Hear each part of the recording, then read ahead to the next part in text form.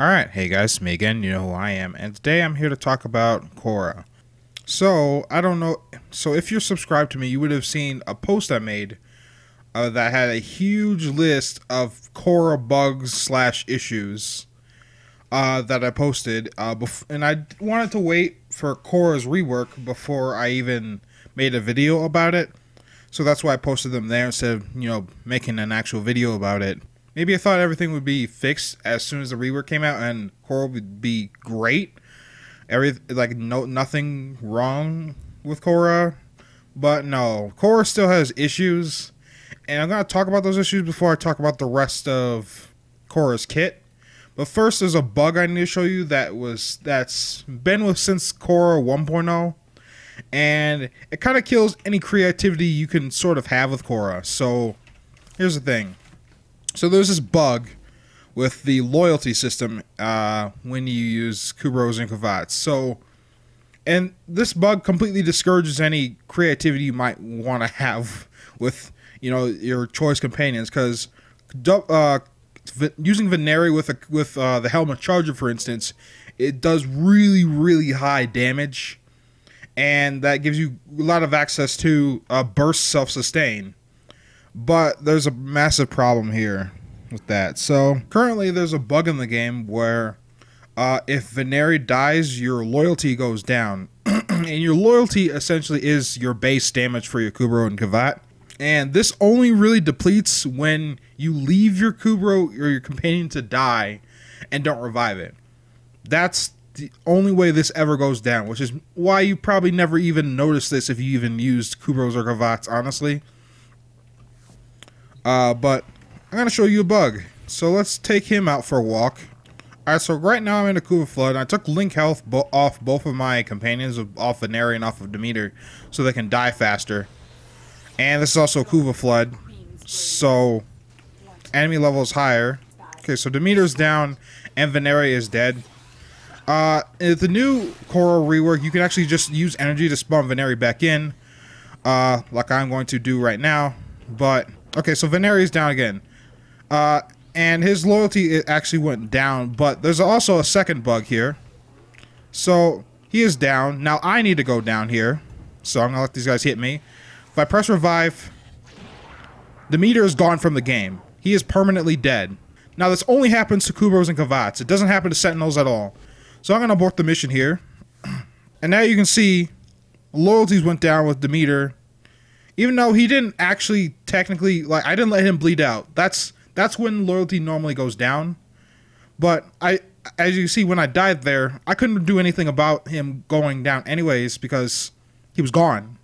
He was just perma-dead. That's just another issue that it kind of discourages any creativity you can really have. Now I have to put my dog through fucking therapy to get his fucking base damage back up. Okay, so now we're in the simulacrum. Here's some money, dog. Feel better. There's a UI bug right now where it doesn't show all my damage with my bite and maul. It doesn't just, those just aren't affected.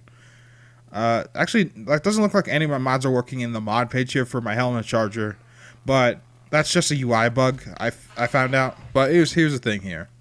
So when you have kubrow and Veneri, they work together, and they work together really, really well. So I'm gonna simulate this level 155 heavy gunner. Alright, I'll command Veneri to attack. Alright. I said attack. There we go. Okay, Veneri stripped the armor, and helmet charger is doing the largest chunk of damage here. Alright.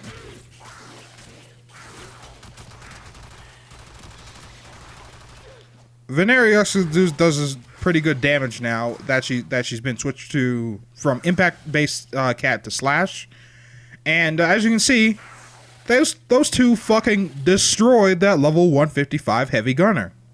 Absolutely destroy them. All right.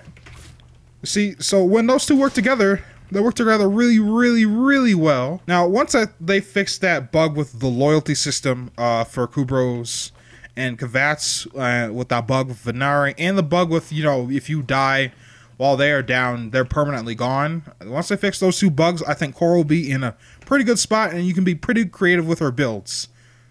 Now, as for improvements go, Khora got improved. Her animations are way faster now. And Snare's animation didn't change, but it was already pretty fast. In fact, I could have ensnared the heavy gunner for extra damage on for Veneri. Procs don't wake him up anymore, which is a really nice bug fix, sorta, because that was really annoying having them being woken up by impact proc or anything that staggers the enemy, like a fire proc or electric proc, stuff like that. So using like ensnare with the Hystrix was really annoying. The one thing that is still really annoying about ensnare, and I'm just using Sentinel now because I don't want them to attack our targets here. But so we spawned 6 heavy gunners in here. All right, gonna be level 150 still.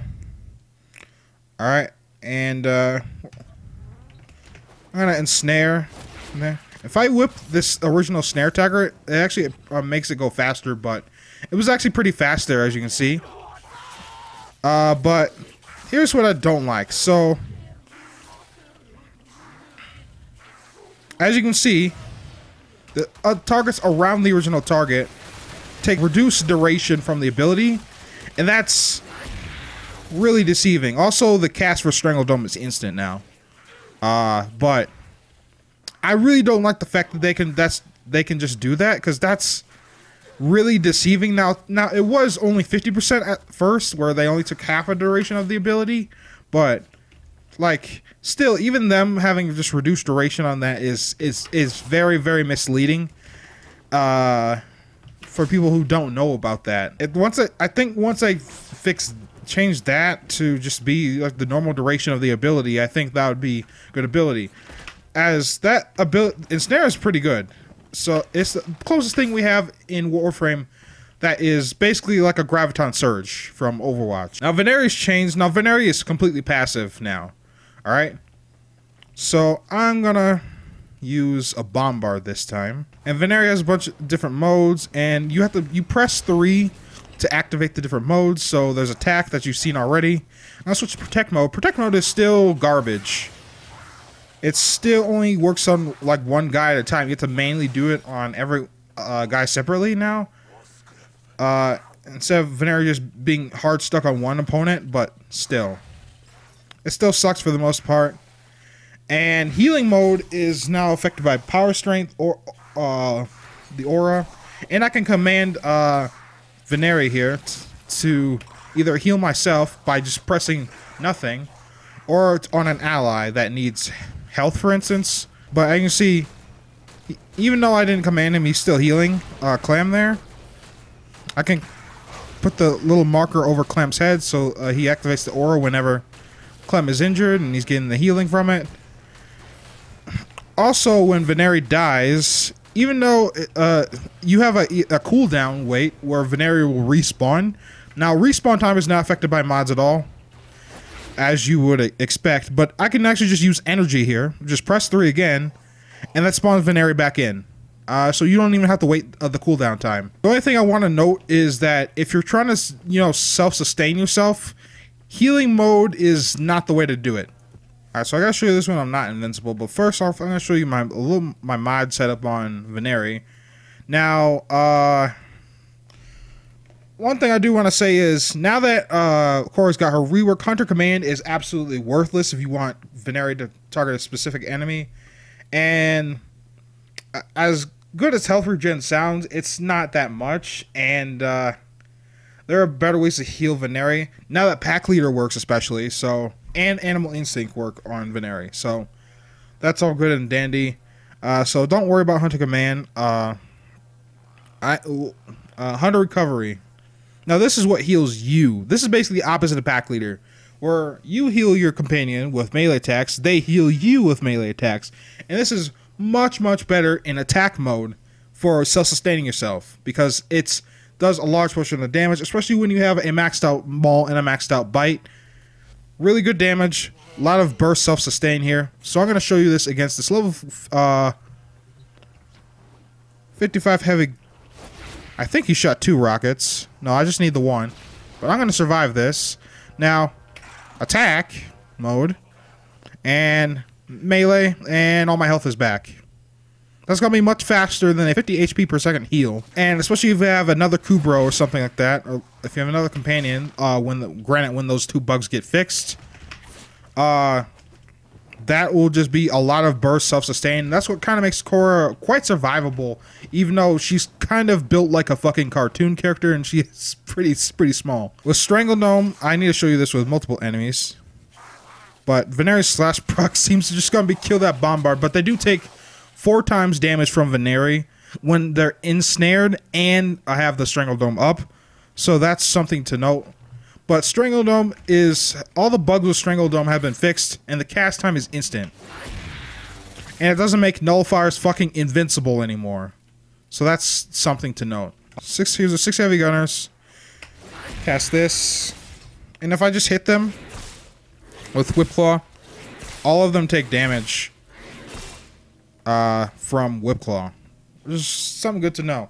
Also, if you want to pull more enemies into Strangle Dome, what you can do is ensnare one of the targets, and that will ensnare anybody outside of Strangle Dome and just pull them in directly into it, which is I think is fine. Also, I didn't talk very much about Whip Claw other than it's faster, but one thing you definitely want to know about Whip Claw is, I mean, honestly, if you're probably not going to be using this ability too much, but because it's only really effective against enemies without armor. Though it can proc corrosive and all of that stuff, and it can crit, and it can crit for a lot. And what you need to know is it's affected by every kind of damage mod. So, for instance, if you have a Riven with damage or like an element on it, that will affect Whip Claw, as well as weapon augments like the Skana's augment, for instance. So take my Prisma Skana out. It is affected by Bright Purity and weapon augments like this. Okay, so I'm just going to show you the damage here without the augment. But without our augment here, that's 453. But that's a corrosive proc, granted, so that did a little bit more damage than it needed to. And we're going to go simulate here.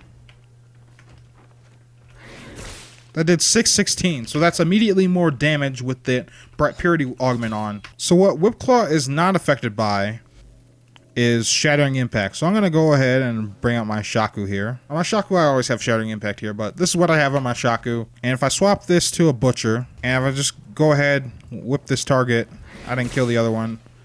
No armor strip, but that kind of doesn't matter, because since Veneri can use Sharpened Claws on the enemy, it doesn't matter if the Shattering Impact really works or not.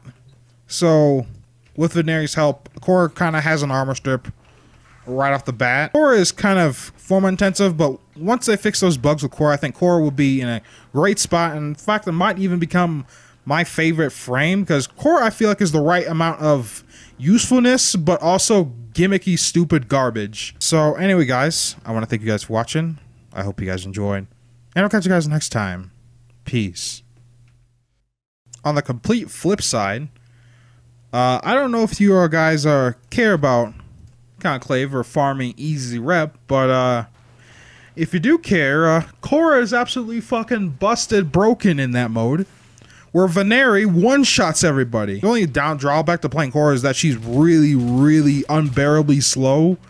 Like, she's about as slow as Rhino, but given she has a slow and insta-gib, and she can get energy back through follow-through on respawn, and you get extra energy on top of that if you survive an encounter, basically, if your shields replenish. That's easy picking. That's easy rep. It's pretty easy to stay in the top 3 and get rep bonuses and do challenges and whatnot. So, if you guys care about that, go ahead and pick up Khora until that gets fixed. Just something you should know.